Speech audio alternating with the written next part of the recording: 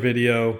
I was just sitting at my desk and I'm thinking, they say like if your environment's cluttered, your mind's cluttered, and I'm like looking around, dude, I got children's books on top of keyboards with documents on top.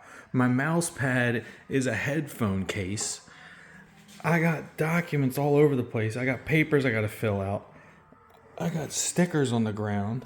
Basketballs with pumps. Do you know what I'm saying? Shoes. Like, if I really want to get dialed in, dude, I got to get this environment cleaned up. Because I think that my environment, this clutter, is messing with my mind. You know what I mean? My closet's like this. My car's like this. All right, guys, little update. The guy who's the shipper who's got this car on the truck, he sent me pictures. He sent me some pictures. There she is, sitting at the top. He's got some stuff in there with a little note. Chris, congratulations on the car. Please enjoy this book as a gift from Columbia Valley Luxury Cars. Nathan Mers. Damn, that's cool. All right. I'll take it. Thanks. Interior. Man, I'm getting excited. Even though I'm a little stressed with the money in the business right now, yeah, I'm excited. Because I'm never selling this thing. I had to hunker down, figure out a way to get it. I got it. Just like collecting stocks or something. Get the stuff you love. And I'm not selling it. I'm just keeping it. Ooh, I like that. I like that a lot. That looks nice. I do. It does look like there's a little scratch on one of the seats though, right there. Doesn't it? Might be. I don't know what that is. I don't like that though. Let's see. Well, that looks nice. You guys are seeing this for the first time, just like I am. 30. Look, 333. You get the angel numbers up in there. I like those gauges. X71 is the code for that option. I love the turbo twist wheels. They're my favorite wheels. Man, I love that. I love the wide body. I cannot wait to get this thing. I cannot wait to get it. All right, guys, 9/11 time. We are back on the streets. It is 6:40 p.m. I'm staying pretty dialed in with the fitness, doing my wife's programs, and then I've been eating pretty good. 2 days in a row, I've eaten good. It's nice to set a goal. Woo! Oh, big diesel turbos. That'll wake you up. Holy cow. Big diesels in the house. Welcome to Florida. Got the big diesels out.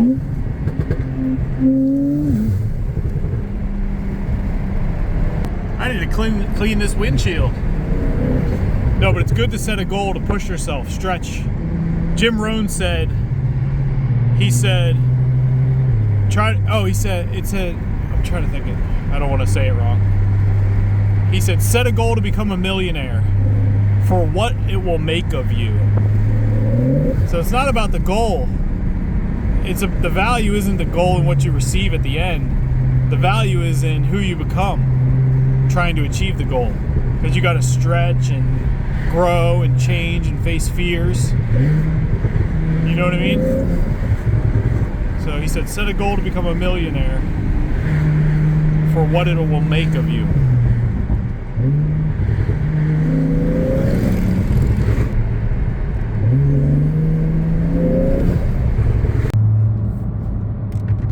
What are you guys up to today? Tonight? I don't know what time you're going to be watching this video, when I'm going to post it. Today's Wednesday. This will be my third video for the day if I do post it. I don't know if I haven't even posted the second one yet. I'm trying to edit it while I'm doing other stuff. Another thing Jim Rohn said I liked, he said people are trapped by their possessions, positions, and prestige. That's something I was talking about in another video in the past. I was saying, be the underdog. People like the underdog story. That's how I've always operated my whole life, as the one they counted out. You remember I was talking earlier, or actually that was the video before this video. I was talking about identity. That's one of my identities that I put on myself, is an underdog, someone they think is someone they counted out, like that. Like they counted me out. I like to think like that. Like they wrote me off. They don't think I'm a threat in business and fine. You know, when whatever it is you're doing, making a YouTube channel, oh, they all wrote me off. I used to say to my brother all the time, oh, you know, they all think that we're gonna fail. They're waiting for us to fail. They're counting us out. My brother used to be like, who is they? And my cousin, they used to say, who's they? My wife used to say that too to me. Who is they? I'm like, I don't know. I said, everybody. Everybody's they. But that's kind of how I operate, like a lone wolf underdog. Gonna prove myself. That comes from my childhood, being told like I wasn't gonna amount to something, or oh, he's so bad. If we just get him to graduate and not go to jail or die, it'll be a success. Like things like that. You know what I mean? Oh, here comes the Bridges with the turbos. They didn't think the kid with the broken brain was going to be the Carrera kid. Cash flow, quantum kid, stacking that cash. They counted me out. It's day one, baby. Every day is day one. They don't even understand this is the beginning. We haven't even gotten started yet. We have not even gotten started. We just got the second 911. We can't consider ourselves collectors yet. It is day one.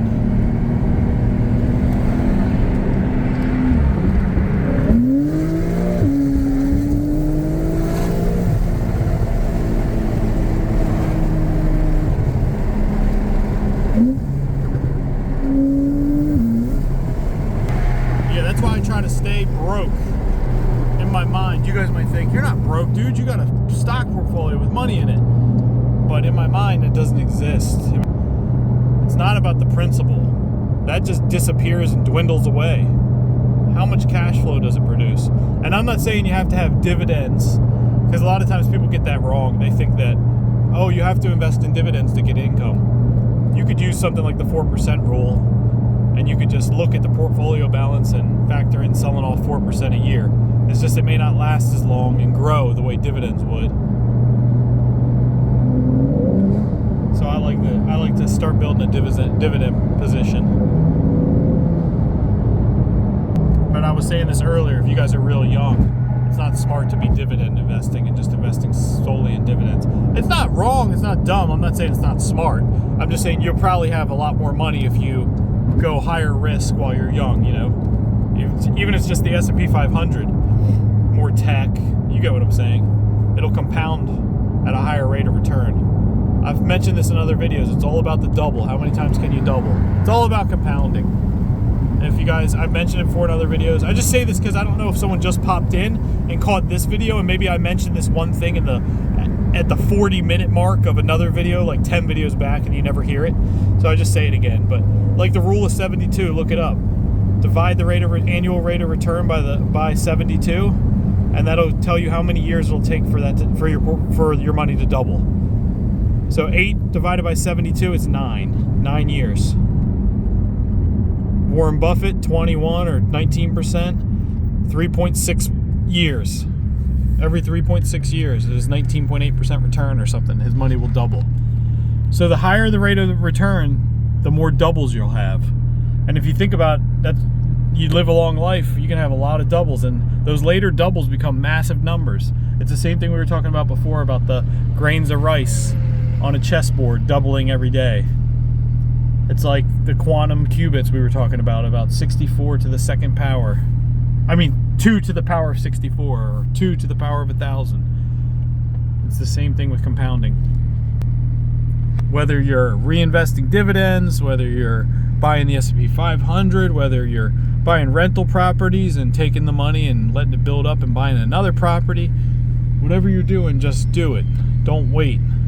You guys are in your 20s, you got to start right now. If you're 18, if you're 16, ask your dad Dad, I don't know if you know how to do this, but can you open me a custodial stock account so I can start to put money from my paycheck in there if you're working at Smoothie King or Tropical Cafe? I don't know what the names of these places are, but you get what I'm saying.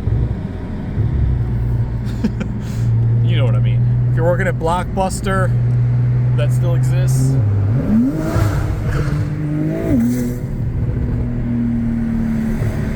Check it out, BMW with that with the luggage rack on top. It's kind of cool looking. I like those. The black wheels.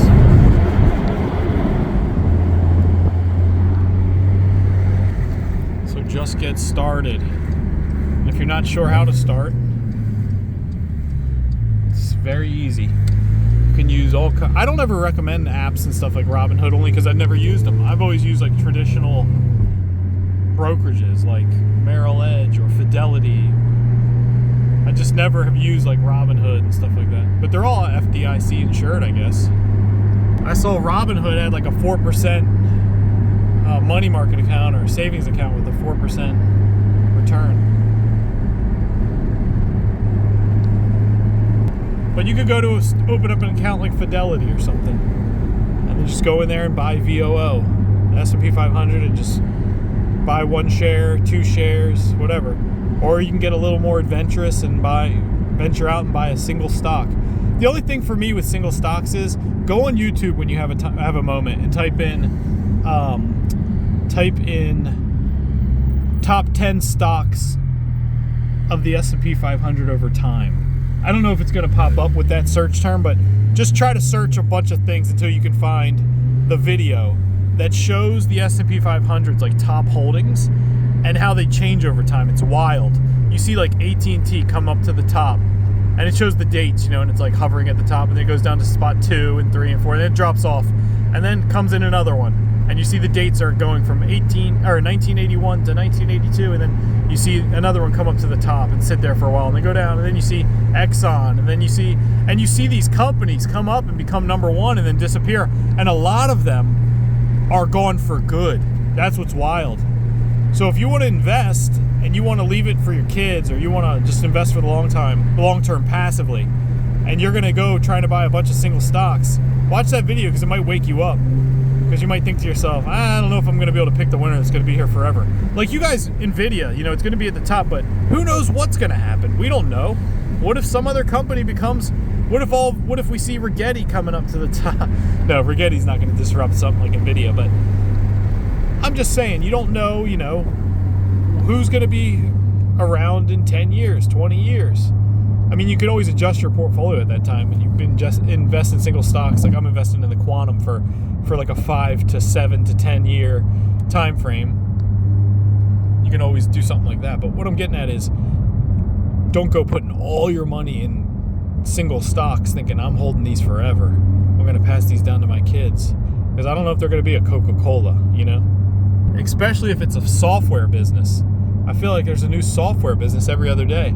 Like one of the ones I was obsessed with for a while is UiPath, PATH. They do like automation. But then I was using UiPath, but now I use Zapier, Zapier. They're not public yet, but I like them better. So I'm saying, like, this isn't financial advice, by the way. I don't own any of those stocks. But I own Rigetti. I own the Quantum. I own SCHD. You guys have seen the portfolio in past videos. If you haven't, I got it in past videos. But I'm saying that there's so many software companies, who knows who's going to be around in 10 years. I liked Snowflake in the very beginning for a long time. I had SoundHound for a long time. I just had too many single stocks. I'm like, I got to get figured out what I'm doing. So as of now, I'm just dividend growth investing so far, because I'm not really into single stocks. I found SCHD to be the best ETF for that based on its dividend growth rate in the past. It's CAGR.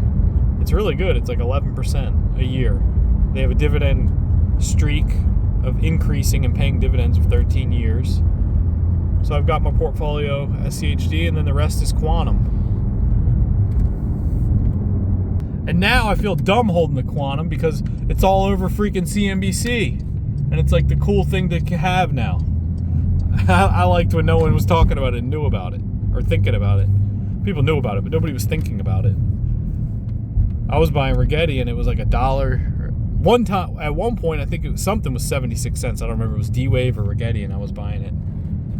I should have freaking bought as much as I could have. I remember somebody saying to me, once you see it on CNBC, sell, it's too late. And I saw the other day Jim Cramer was talking about Rigetti. I'm like, crap, maybe I should sell. All right, guys, I'm heading back home. It'd be a boring drive for you guys to watch, so I'm gonna cut the video off here. Subscribe to the channel. Leave some comments. I want to know what you guys like are interested in: investing, crypto, quantum, dividend investing, Porsches. What do you guys like? Or do you just like it all? Leave some comments. Thanks for watching. I'll see you guys in the next video.